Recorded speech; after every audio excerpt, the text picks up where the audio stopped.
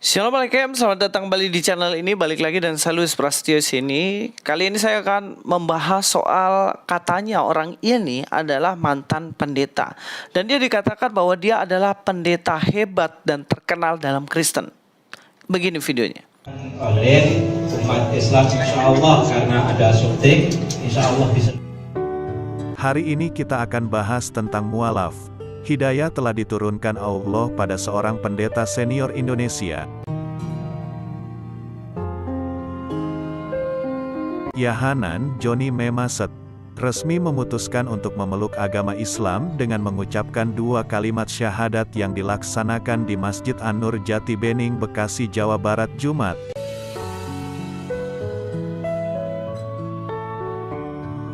Tanggal 31 Juli tahun 2015, setelah memeluk Islam, Yochanan Joni Mema menggantikan namanya menjadi Muhammad Rashid yang memiliki makna umat Nabi Muhammad.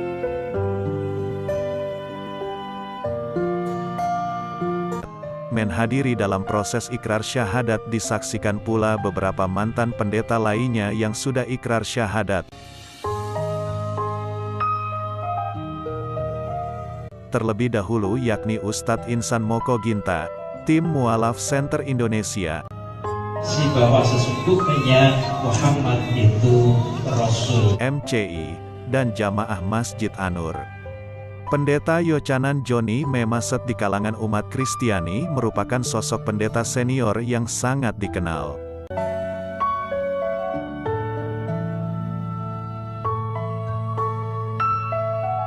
Keputusannya untuk memeluk Islam sangat mengejutkan berbagai di kalangan para pendeta. Nah, cuman setelah saya lihat, saya kayaknya nggak kenal juga orang ini, iya kan? Kalau Pak Tong, Stephen Tong, ya kan? Ya, Pak Gilbert Tumoindong, dan lain-lainnya, ya kita kenal kan? Karena memang pendeta yang terkenal. Tapi orang ini siapa? Kita juga tidak kenal di dalam Kristen. Dia juga dari gereja mana, kita tidak tahu. Dan kemudian digoreng narasi katanya dia adalah pendeta terkenal dalam Kristen dan hebat. Dan terbukti sebenarnya dia ini adalah pendeta abal-abal. Dan bahkan dia mengaku bahwa dia adalah lulusan Israel. Keren gak? Keren banget. Dan bahkan ngeri banget kalau menurut saya. Kok bisa? Ya kita langsung saja nonton videonya. Saya sebetulnya sudah di atas, kalau dalam level Kristen saya di atasnya lagi. Saya sudah Nasrani, yang waktu saya di Islamologi, di teologi ya, ada memang Islamologi, tapi hanya nyebut Nasrani tok. Saya selidiki Nasrani itu apa sih? Nggak taunya saya masuk sekarang Nasrani, tapi harus ke Yerusalem. Makanya saya di kaset saya alumnus Nasraya Yerusalem Yisrael Hebrew. Waktu saya dipanggil untuk menjadi menjadi penceramah, pertama kali saya diundang kalau nggak salah di Universitas Islam Syarif Hidayatullah ya, ketemu beliau. Kedua kali di Sarinah. Itu saya sudah konten sebetulnya. Makanya saya waktu ada 2 pendeta saya sudah nggak netral sebetulnya. Jujur saya nggak netral. Saya udah nggak netral, tetap saya salahkan kau. Tapi akhirnya saya sadar, waduh, banyak orang muslim dan muslimah, Pak, kita doain aja Pak Yochanan supaya muslim langsung. Ya tapi saya masih, ya apa enggak, aduh gimana caranya, bingung saya. Di gedung Sarina ketemu lagi beliau, mau didoakan aja, salah satu Ibu Indra. Akhirnya apa? Bulan 2000 berapa ya? 2014. Akhirnya 2015, 6 bulan kemudian saya, apa dibilang Pak Ustadz, saya KO. Aduh, nggak ada jalan sudah. Di situ saya bilang, loncat sudah, cepet-cepet. Karena saya tahu masih masuk neraka, waduh nggak mau saya. Nah di Islam itu ada pertimbangan amal dan soleh. Wah kalau gitu ya sama dengan ini kalau Nasrani, kalau kita beramal terus nanti ada pertimbangan masuk surga. Wah lari saya, loncat. Saya ketemu Pak Ustadz, diam-diam, Pak, saya mau masuk Islam. Gimana yang mau sadar? Saya ingat di mall ya, di mall Ciputat saya ketemu beliau, dan waktu itu yang mewawancara saya Ustadz dari dosen ya, saya diwawancara, direkam. Saya bilang, wah saya masih harus masuk sama ya deh. daripada saya nanti keduluan mati. Waduh, ampun saya. Alhamdulillah ya Rabbil Alamin. Subhanallah, saya akhirnya mengucapkan 2 kalimat syahadat, saya Islam, dan saya tetap istiqomah sampai kapanpun. Walaupun keluarga saya benci, saya ditawari jujur aja. Keluarga saya memang datang ke Bali, itu telepon terus. Sampai kemarin Natalan, ini loh, ada yang kosong, ada gereja kosong, nggak ada pendetanya. Yuk mau, ada mobil, itu ada rumah. Saya tolak.